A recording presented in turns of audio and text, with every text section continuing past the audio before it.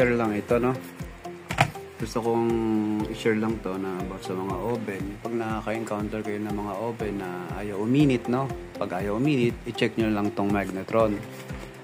Sa iba kasi minsan pag nakita na nila na ang magnetron shorted yung body ground nito, kumukonekta, isipin na nila sira yung magnetron.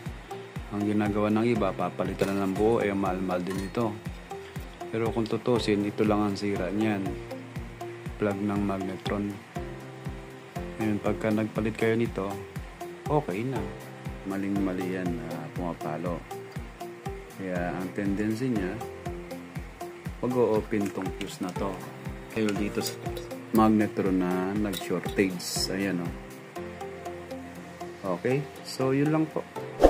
Dagdag kaalaman at sinishare ko lang to para sa mga gustong matutong gumawa ng oven.